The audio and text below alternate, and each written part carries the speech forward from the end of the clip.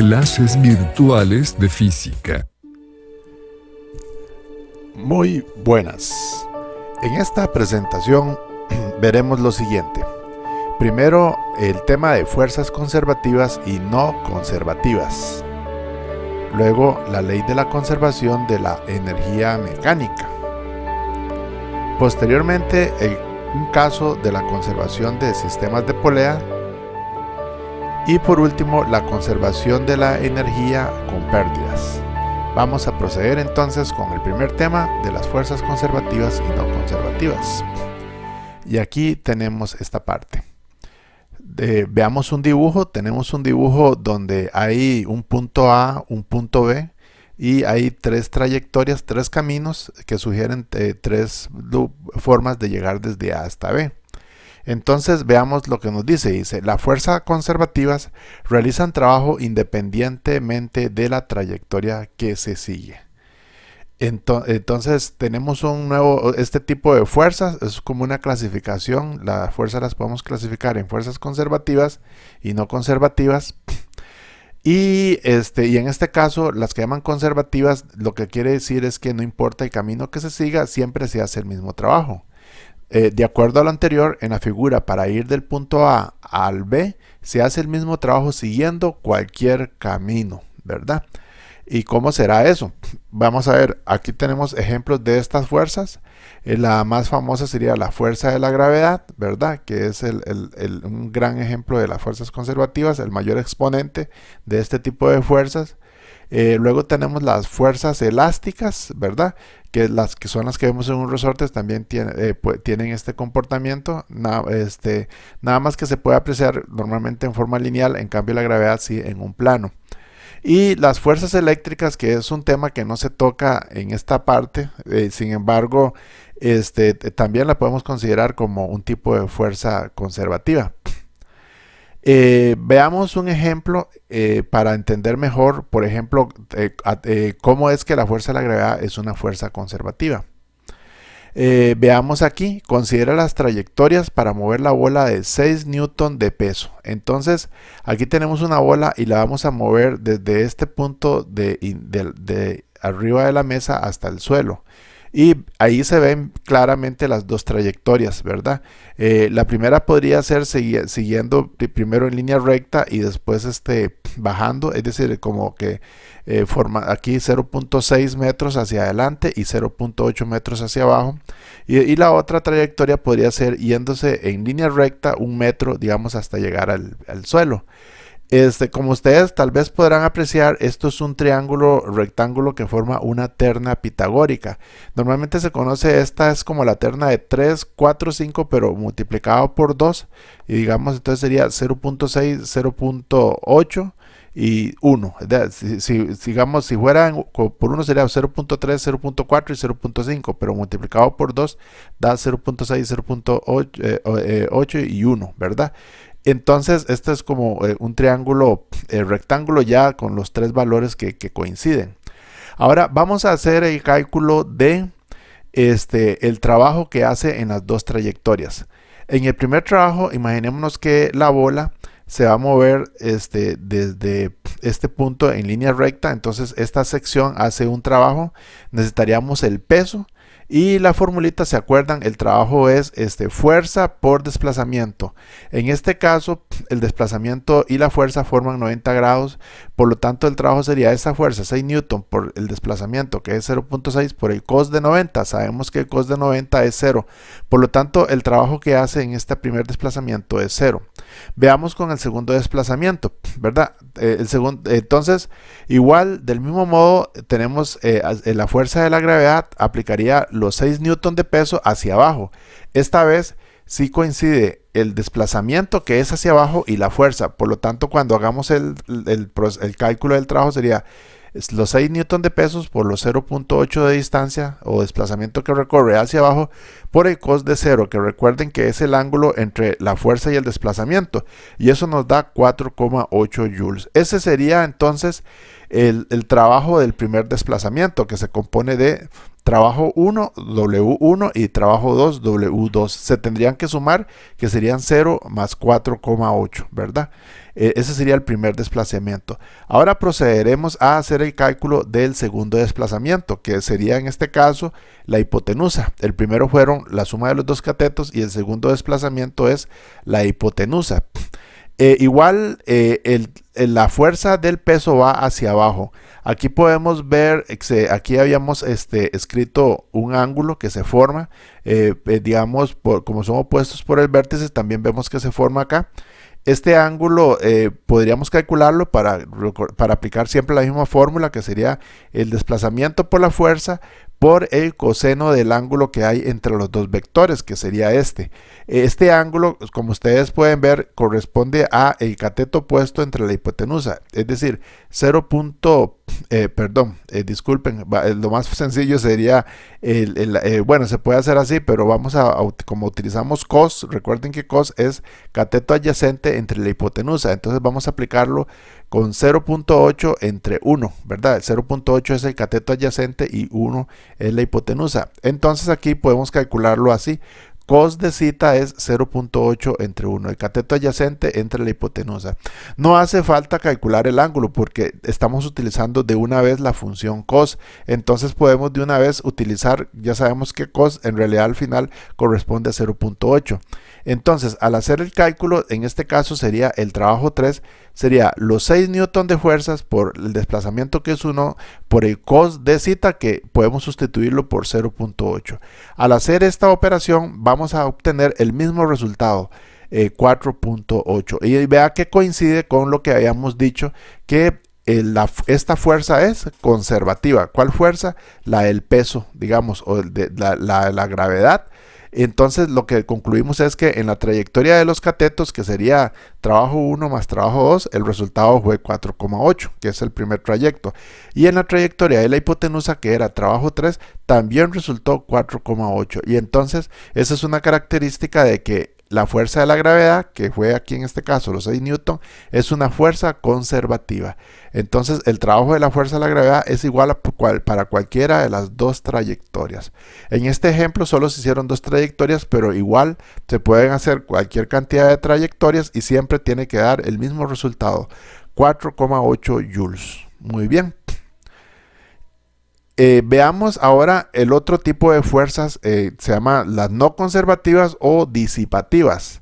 Entonces las fuerzas disipativas o no conservativas realizan trabajo diferente según la trayectoria que siguen, ¿verdad? Vean que sería contrario a las fuerzas conservativas, que no importa el camino que sigan, siempre es el mismo trabajo y es diferente según la trayectoria que siguen. Por lo tanto, y ejemplos de esta fuerza es la fuerza de rozamiento, que sería el mejor exponente de las fuerzas disipativas. Muy bien, ahora veamos. Aquí tenemos un pequeño resumen de estos dos tipos de fuerza en esta tabla. Vamos a ver varios aspectos. Por ejemplo, el primero sería acerca de la energía del sistema. ¿Qué pasa en la fuerza conservativa? Se conserva, ¿verdad? Es decir, la energía del sistema siempre se conserva, digamos, cuando existen fuerzas conservativas, ¿verdad? En el caso de las fuerzas no conservativas, podemos argumentar que es una fuerza externa al sistema, como el caso del rozamiento, ¿verdad? Y altera la energía del sistema. En este caso, el rozamiento lo que hace es disminuirla, ¿verdad? Entonces, en las conservativas nada pasa, no se gana ni se pierda, siempre se mantiene igual, ¿verdad? Luego, ¿qué pasa con respecto a la dirección de la fuerza? En las fuerzas conservativas, como vimos que era la del peso, también vimos el ejemplo del resorte que lo mencionamos, siempre va en la misma dirección, es decir, la dirección tiene esa característica que la dirección siempre es la misma. En las no conservativas, ¿verdad? Como ese que es el único, es el rozamiento o la fricción, cambia su dirección con la trayectoria, ¿verdad? Si uno sigue un camino diferente, entonces estas fuerzas no apuntan siempre en la misma dirección. Y otro caso, ¿qué pasa en un ciclo cerrado? Es decir, que el cuerpo salió de un punto y vuelve después al mismo punto. Entonces, en el caso de las fuerzas conservativas, el trabajo es igual a cero, ¿verdad? Y digamos, el trabajo, que aquí, bueno, no especificamos qué es trabajo, pero va a resultar que es igual a cero. Y en las no conservativas, el trabajo va a tener siempre un valor. Si sale del mismo punto y vuelve al mismo punto, siempre al final tiene un valor, entonces siempre hay pérdidas. Entonces aquí tenemos un resumen de las características que podemos ver en estos dos tipos de fuerzas, las conservativas y no conservativas. Vamos a hablar ahora de la ley de la conservación de la energía mecánica, que tiene que ver con esto de las fuerzas conservativas. Dice, la energía mecánica corresponde a la energía total de un objeto, es decir, la suma de sus energías cinéticas y potencial. Habíamos mencionado que la energía mecánica es K más U, ¿verdad? La energía cinética más la potencial. Vamos a denotarla con la letra E. La ley dice que en ausencia de fuerzas no conservativas, es decir, en ausencia de rozamiento o fricción, la energía de un sistema se mantiene constante. Eso es lo que dice la ley, que la energía se mantiene constante siempre y cuando no exista rozamiento. Por lo tanto, lo podemos expresar con esta sencilla ecuación, que la energía en un estado 1 o en un punto o en una ubicación 1, digamos, del sistema, es igual a la energía en el otro punto, ¿verdad? Digamos, o también podríamos interpretarlo como la energía en el estado inicial también es igual a la energía en el estado final, ¿verdad? Pues vamos a expandir un poquitito más esta fórmula porque ustedes saben que la energía mecánica corresponde a cinética más potencial. Entonces, al expandirlo, podríamos decir que la energía cinética en el estado 1 más energía potencial en el estado 1 es igual a la energía cinética en el estado 2 más la energía potencial en el estado 2. Se puede decir que la energía potencial no necesariamente es la energía potencial gravitatoria, también se puede incluir la energía elástica, ¿verdad? Vamos a expandir un poquitito más porque sabemos que tanto la energía cinética como energía potencial también tiene su fórmula respectiva, y al expandirlo lo vemos aquí más completa la fórmula, solamente en este caso colocando lo que es la energía potencial, ¿verdad? Entonces la energía cinética sería un medio de la masa por velocidad 1 al cuadrado, ¿verdad? Y la energía potencial, masa por la gravedad por la altura 1. Nótese, muy importante aquí, que cada energía tiene su variable. Por ejemplo, la energía cinética, la variable que la distingue es la velocidad. La energía potencial, la variable que lo distingue es la altura. Luego, en el estado 2 sería la misma fórmula, un medio de la masa por velocidad sub 2 al cuadrado, y la energía potencial, masa por la gravedad por altura 2. Muy bien, entonces esta sería como la fórmula más expandida. Normalmente podemos iniciar con esta que está aquí intermedio, porque en muchas ocasiones va a ser fácil ver en el problema que hay energías que se pueden cancelar, fijándonos en los valores de las velocidades y las alturas, ¿verdad? Muy bien.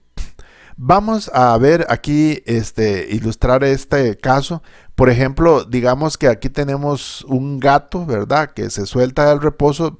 Vea que está a cierta altura y abajo tenemos el nivel del peso. Bueno, entonces vamos a suponer que el gato en este punto, cuando se soltó, tiene una energía cinética 1. Que es igual a 0 porque se soltó del reposo. Recuerden, la energía cinética la asociamos con la velocidad. Y vamos a suponer que debido a la altura tiene una energía de 120 Joule. Recuerden que son valores que se suponieron. No es que siempre va a tener 120 Joule, porque eso va a depender de la altura, ¿verdad? Luego, digamos que el gato ha descendido un poco, ¿verdad? Adquiere ya cierta velocidad. Por lo tanto, la energía cinética ya no va a tener el mismo valor, ya no está en 0, ¿verdad? Pero también al mismo tiempo vemos que la altura ha disminuido. Entonces, ambas energías tuvieron que haber cambiado. Entonces, digamos que en este estado, ahora la energía cinética es 70 Joule. Recuerden que esos valores que se pusieron. La energía potencial es menor que antes. Antes era 120 y ahora es 50. ¿Por qué disminuyó? Porque habíamos dicho por la altura. Y la energía cinética, ¿por qué aumentó? Porque ahora adquirió cierta rapidez. Y por último, digamos que el gato llegó al suelo, ¿verdad?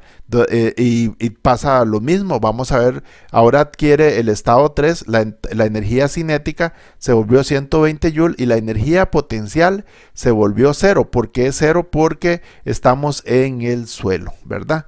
Ahora vamos a ver un dato, estos serían unos ejemplos característicos.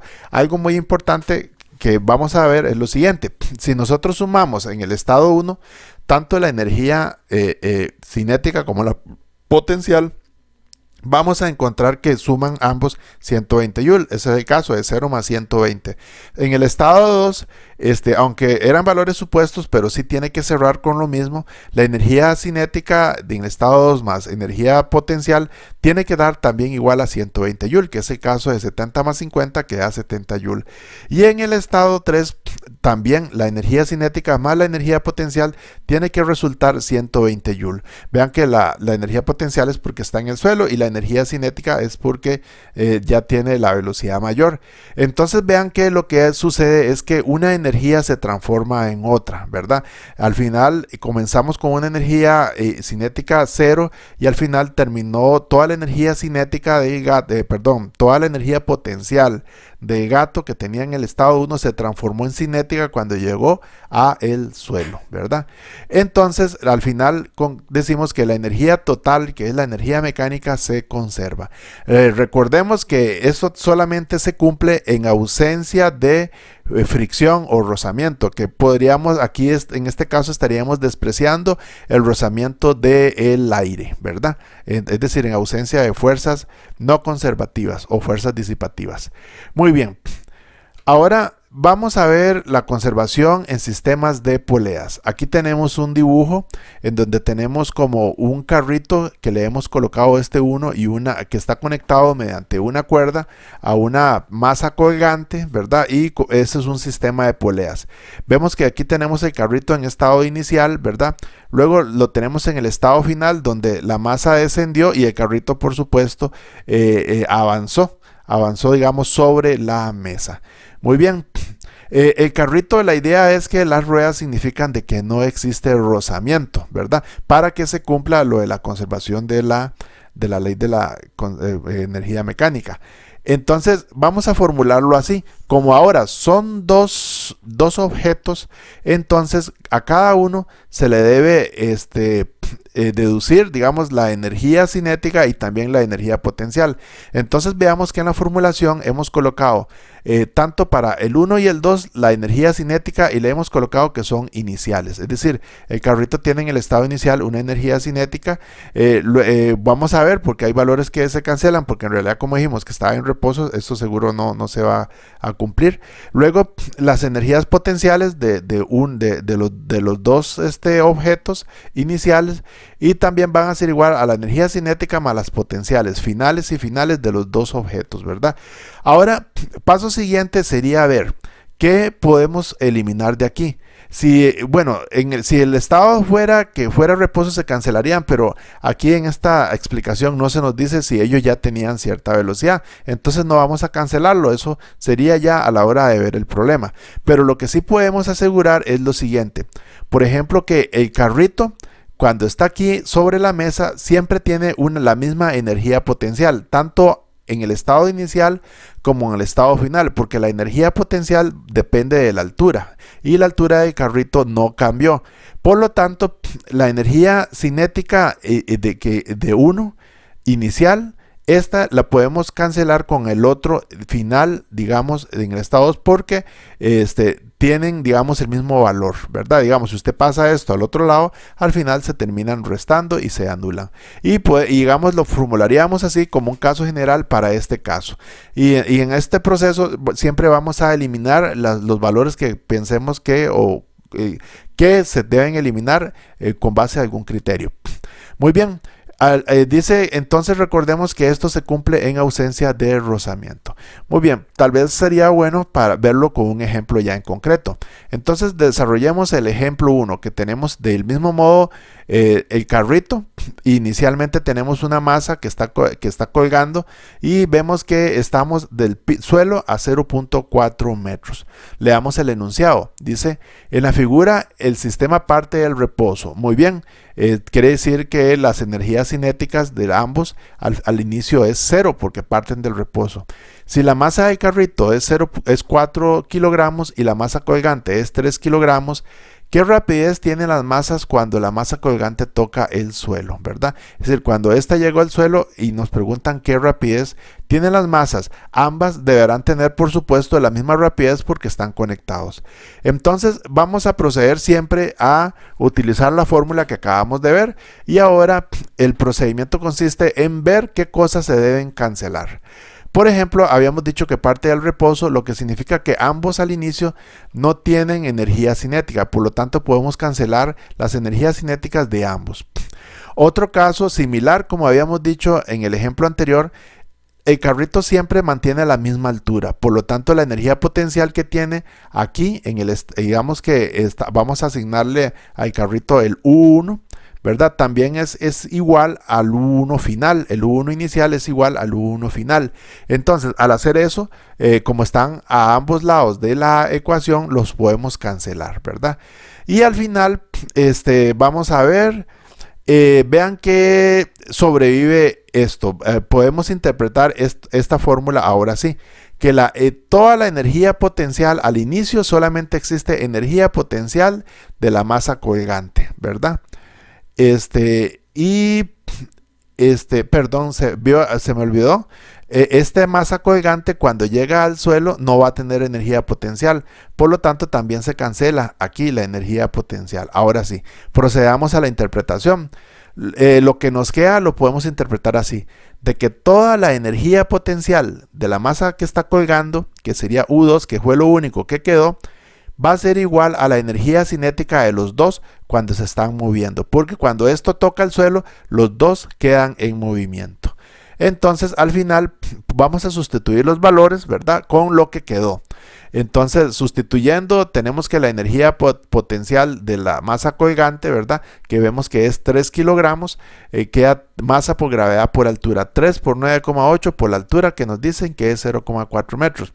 Es igual a la energía cinética de los dos, porque cuando llegó al suelo, ambos ya se están, digamos, justamente antes de impactar el piso, pero ambos tienen la misma velocidad.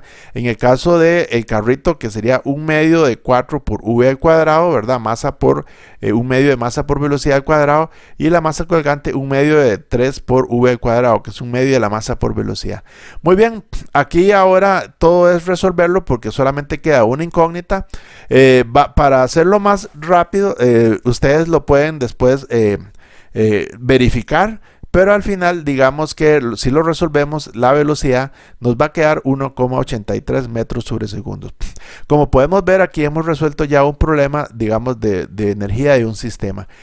Una nota aparte, este ejercicio también se podría resolver utilizando diagramas de cuerpo libre con las leyes de Newton. Sin embargo, si ustedes lo hacen, verán que el procedimiento es muchísimo más largo. Tal vez se pueda llevar una hoja o dos, ¿verdad?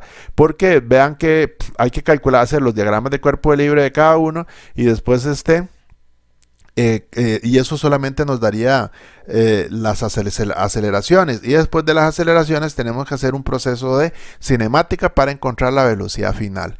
Entonces vemos que esto es una de las características que tienen el enfoque de energía o el modelo de energía, que nosotros podemos resolver algunas cosas mucho más rápidos que con el modelo de las leyes de Newton. Vamos ahora a ver este ejemplo 2, que se llama la máquina de Atwood, que es un sistema de poleas. Aquí vemos una polea con dos masas, una de 2 kilogramos y una de 3 kilogramos.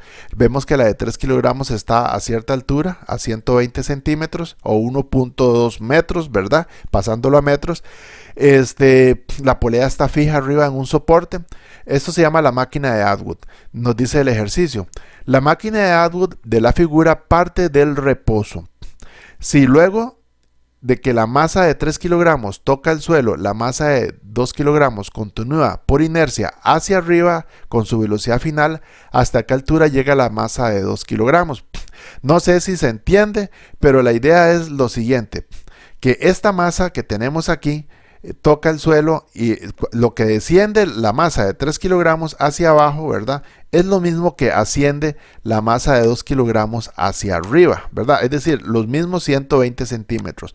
Pero la masa de 3 kilogramos es detenida por el suelo, pero cuando esta masa de 2 kilogramos llegó a su nivel de altura, tenemos que entender que esta masa ya tiene una velocidad final, ¿verdad?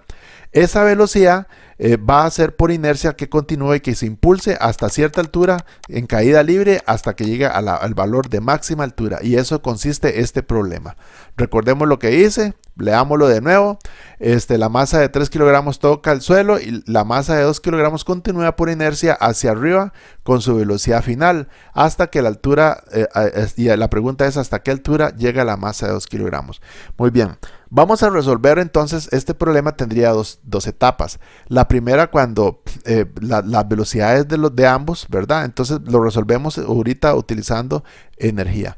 Entonces, primeramente averiguaremos la velocidad de los bloques cuando la masa de 3 kilogramos llega al suelo y procedemos a utilizar la fórmula. Entonces aquí tenemos la fórmula de un sistema de poleas. Recuerden que el procedimiento ahora es identificar qué valores son los que se pueden anular. Inicialmente dice el ejercicio que está en reposo, lo que nos sugiere que las energías cinéticas de ambos son ceros, por lo tanto las podemos cancelar. Luego, el de 3 kilogramos llegó hacia abajo, ¿verdad? Bueno, y el de 2 kilogramos inicialmente no tiene porque está en cero, por lo tanto el de 2 kilogramos, que vamos a ponerlo con U1, también lo podemos eliminar. Luego, el de 3 kilogramos llegó al suelo, ¿verdad? Y ahora, mientras que el de 2 kilogramos sí ganó energía, ¿verdad? Es decir, este perdió y el otro ganó, pero energía potencial, ambos sí tienen energías cinéticas, porque cuando este llega al suelo, el suelo es lo que lo detiene, pero el otro sigue para arriba, pero ambos, cuando este llega al suelo, ambos tienen en ese instante la misma velocidad, por lo tanto sí tienen energías cinéticas. El que no va a tener energía potencial va a ser el de 3 kilogramos, porque ya está en el suelo, pero el de 2 kilogramos sí tiene, porque está arriba, por lo tanto procedemos a cancelar esto. Vean que entonces ya después de esta etapa, ¿cómo podemos interpretar esto? Lo que significa es que la energía potencial que tiene la masa de 3 kilogramos al final se vuelve energía cinética de los dos más la potencial de 2 kilogramos, porque la potencial queda arriba, ¿verdad? Entonces con esta formulación ahora lo que toca es utilizar el correspondiente, digamos, fórmula de cada valor. Hemos sustituido con los números que nos dice el problema. Por ejemplo, aquí la energía potencial sería la de 3 kilogramos, es masa por la gravedad por altura, que es 3 por 9,8 por 1,2, que la hemos colocado en metro, ¿verdad? Del otro lado, al igual, las dos energías cinéticas, que es un medio de masa por velocidad, que en este caso es 2, y la velocidad es la incógnita. El otro también es un medio de la masa, que en este caso es 3 por la velocidad al cuadrado, que es la incógnita, ¿verdad? Y la energía potencial del de 2 kilogramos que quedó arriba, que es masa por la gravedad por altura, 2 por 9,8 por 1,2. Muy bien, aquí ya tenemos estos valores numéricos. Vamos a continuar. Tenemos la misma expresión. Vamos a simplificarla un poquito para resolverla. Al multiplicar todo esto del lado izquierdo del igual, nos queda 35,28. Al sumar estos valores, que al final esto da v al cuadrado, porque este 2 con 2 se cancela, v al cuadrado más 3 medios, ¿verdad? Nos da 2,5 v al cuadrado, y después todo este valor de 2 por 9,8 por 1,2 nos resulta 23,52. Esto al resolverlo, pasamos el 23 al otro lado, digamos, a restar, y después y después de todo eso el 25 a dividir, y le sacamos la raíz cuadrada. Bueno, al desarrollar todo eso, al final vamos a obtener que la velocidad es 2,17, y esa velocidad que es de ambos bloques, uno tocando el suelo y el otro va para arriba, entonces es la velocidad final de ambos bloques, uno chocando contra el suelo y el otro sigue hacia arriba en caída libre, ¿verdad? Muy bien. Ahora la pregunta, pero no hemos resuelto porque la pregunta es hasta qué altura llega el bloque de 2 kilogramos. Entonces ya sabemos con qué velocidad tiene después de haber alcanzado 120 centímetros, porque recuerden que lo que descendió uno es lo que subió el otro. Entonces luego para el bloque de 2 kilogramos vamos a hacer el planteo de datos. Esta parte ya se resolvería con cinemática, ¿verdad? Aunque también se podría emplear energía. Bueno, vamos a emplearlo con cinemática. La velocidad inicial es 2,17, la velocidad final es 0 en el punto más alto. Luego la aceleración es menos 9,8 metros sobre segundo al cuadrado. Y luego la altura sería la incógnita a partir después de los 120 centímetros, ¿verdad? Aquí buscamos la fórmula cinemática y recordemos que hay una que en este caso nos calcularía la altura ya despejada. La altura sería la velocidad final al cuadrado menos velocidad inicial al cuadrado entre 2 veces la aceleración. Esa sería la fórmula de los cuadrados. Como la velocidad final es 0, la colocamos aquí y la velocidad inicial es 2,17 entre 2,9,8 y al final nos da 0,11 metros. Por lo tanto, al final podemos hacer a esto le agregamos los 120 metros ya dado en centímetros, y como lo que se pregunta es a qué altura llega, entonces la altura sería estos 0,11 metros, que son 11 centímetros más 120 centímetros, y nos queda 131 centímetros, ¿verdad?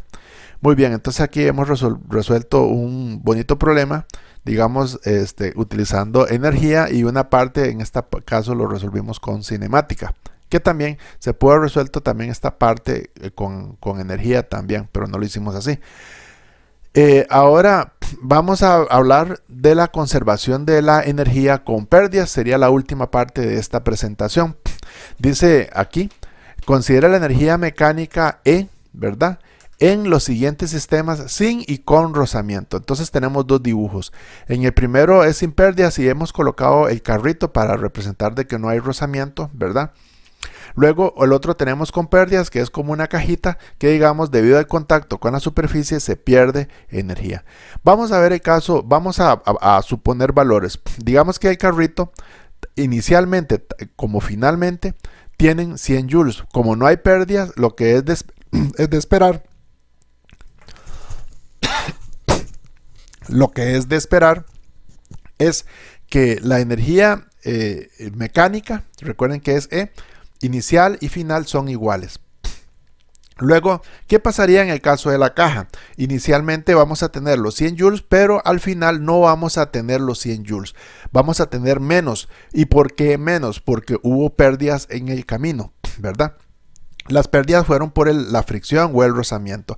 Entonces, vamos ahora a tratar de saber qué hay que hacer con esa formulación en este segundo caso, cuando hay rozamiento. Muy bien. Entonces, las pérdidas se deben al rozamiento, por lo que la conservación de la energía mecánica se puede formular así, ¿verdad? Entonces, la energía inicial es igual a la energía final más las pérdidas, ¿verdad? Como ustedes pueden ver, si ustedes hacen rápido un pequeño cálculo, las pérdidas aquí tendrían que encajar con 70 joules, ¿verdad? Porque de este lado sería 100 joules, sería igual a los 30 joules más los 70. Entonces las pérdidas las podemos colocar en este caso siempre a la derecha de la formulación, es decir, siempre con el estado final del objeto, ¿verdad? Entonces ahora sí, eso sería como un parche para lo que es la ley de la conservación de la energía mecánica, y las pérdidas es el rozamiento. Pero ¿cómo se calcula el rozamiento? Entonces, bueno, vamos a formular así. Entonces es mejor decirlo así: energía inicial es igual a energía final más el trabajo de la fuerza de fricción, ¿verdad? Y recuerden que el trabajo de la fuerza de fricción sería la fuerza de fricción por el desplazamiento, ¿verdad? Entonces vamos a continuar. Hagamos este ejemplo. Si una caja de 25 kilogramos se suelta del reposo desde 3 metros en lo alto de un plano inclinado con elevación de 40 grados, ¿verdad? Veamos el dibujito. Tenemos aquí 3 metros de alto, 40 grados, ¿verdad? Y el coeficiente de rozamiento cinético entre la caja y el plano es 0.25. ¿Con qué rapidez llega la caja a la base del plano? Muy bien. Entonces, en este caso hay rozamiento, entonces vamos a hacer el cálculo. Recuerden, vamos a utilizar la misma formulación, que la energía inicial es igual a la energía final mecánica más el trabajo de la fuerza de rozamiento. Ok, expandamos un poquito. En este caso, bueno, al expandir la fórmula, sería la energía cinética inicial, que es un medio de masa por velocidad inicial al cuadrado, pero como estamos diciendo que esto parte del reposo, podemos anular esta parte de la expresión, porque no existe velocidad inicial, ¿verdad? En este caso, digamos, sí, de la caja. Esto sí existe, la masa por la gravedad por la altura 1, que la altura 1 serían los 3 metros. Luego, el 1 medio de la masa por la velocidad final, que sería de la caja cuando llegó al final, pero vemos que la altura final no existe, por lo tanto esta parte también la podemos cancelar. Y las pérdidas de fricción sí existen. Aquí no hemos explicado todavía, hemos colocado el valor absoluto. La razón es que tal vez ustedes acordarán que la fuerza de fricción siempre resulta negativo, porque siempre se opone al desplazamiento. Entonces en este caso la idea es que siempre que vayamos a calcular la fuerza de rozamiento, siempre la vamos a poner como un valor positivo. Esa es la idea de lo que quiere expresar esto. Muy bien, continuando con esto. Simplificamos un poquitito. Aquí hemos cambiado que la fuerza de rozamiento, el trabajo de la fuerza de rozamiento es fuerza por distancia. Recuerden que trabajo es fuerza por distancia. En este caso sería la fuerza de rozamiento cinética por la distancia. ¿Cuál es la distancia? La distancia es X, porque recuerden que es a lo largo donde se aplica toda la fuerza de desplazamiento, de rozamiento. Hasta el momento no tenemos ninguna de las dos. No tenemos ni cuánto es la fuerza de rozamiento ni cuánto es esa distancia, que se pueden calcular con algunos procedimientos. Muy bien, vamos a continuar. Aquí tenemos primero el mismo diagrama. Dice a continuación, para obtener la fuerza de rozamiento cinético F sub K, es necesario primero calcular la fuerza normal. Ustedes se acordarán que la fuerza de rozamiento se calcula, para eso es necesario hacer un diagrama de cuerpo libre. Tenemos la misma cajita en el plano inclinado y los ejes X y Y, ¿verdad? Identificamos las fuerzas que existen. El peso es una fuerza. Recordemos que ahora, como hemos inclinado los ejes, las componentes de esta fuerza, esta fuerza no está alineada a los ejes, por lo tanto lo que haríamos sería utilizar sus componentes, que que estoy señalando sería el cateto adyacente y el otro sería el cateto opuesto. Este sería con el cos y el otro con el sen. Muy bien, la normal es otra fuerza, que es la fuerza de reacción, ¿verdad? Y tenemos la fuerza de rozamiento, ¿verdad? Cinética, ¿verdad? ¿Qué es lo que nos piden en la fuerza de rozamiento? En este caso lo que queremos es primero calcular la normal, por lo tanto lo que nos conviene es hacer la sumatoria de fuerzas en Y. Al hacer la sumatoria de fuerzas en Y, decimos que la normal menos esta componente que estamos señalando acá, ¿verdad? Que voy a colocar acá, sería esta flechita, ¿verdad? La normal menos esta flechita, y esta flechita que es la masa por la gravedad por el cos, porque es el cateto adyacente, es igual a 0. Recordemos que no existe aceleración en este eje Y, y de esto nos va a servir para calcular la normal. Simplemente es despejando, pasando este término al otro lado del igual. Al pasarlo, la normal nos queda que es masa por la gravedad por el cos de zeta. Y por último, podemos ya calcular la fuerza de fricción. Recuerden que la fuerza de fricción es normal por mu sub K, ¿verdad? Donde mu sub K es la constante que habíamos dicho en el enunciado. La normal ahora es todo esto, masa por la gravedad por el cos de zeta, y aquí vemos que todo este valor lo hemos vuelto a transcribir acá, masa por la gravedad por el cos de zeta por mu sub K. Muy bien, y esa sería la fuerza de rozamiento. Ahora lo que procede, ya tenemos cómo calcular, pero recuerden que el trabajo es fuerza X, fuerza de rozamiento por X. Falta calcular la distancia, la X. Por otro lado, también el trabajo realizado por el rozamiento es fuerza de rozamiento por X. Entonces, volviendo a escribir, ya F sub K lo tenemos. Volviendo a transcribir todo eso, simplemente colocamos esta parte de X. ¿Qué es X?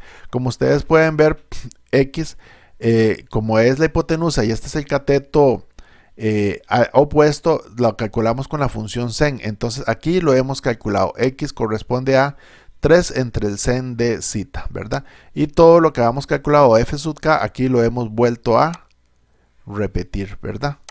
Bueno, en este caso sería F sub K, incluyendo el nu sub K. Muy bien, entonces ya tenemos la expresión, vean que se volvió un poquito larga para calcular la fuerza de, el trabajo de la fuerza de rozamiento. Ahora, ¿qué sigue? Bueno, lo que sigue es utilizar la ley de la conservación de la energía mecánica. Tenemos esto que era la misma expresión que teníamos antes, ¿verdad? Masa por el trabajo de la fuerza de rozamiento.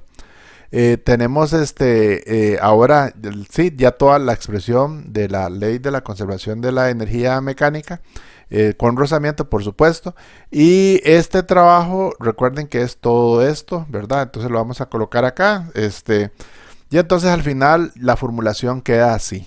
Aquí podemos ver algunos datos importantes. Por ejemplo, lo primero es ver si algo se puede cancelar. Por ejemplo, la masa se puede cancelar.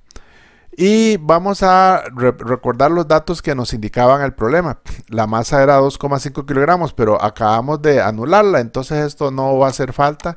La altura sí, porque vean que está puesta por aquí en algún lugar, el ángulo también y el coeficiente de rozamiento.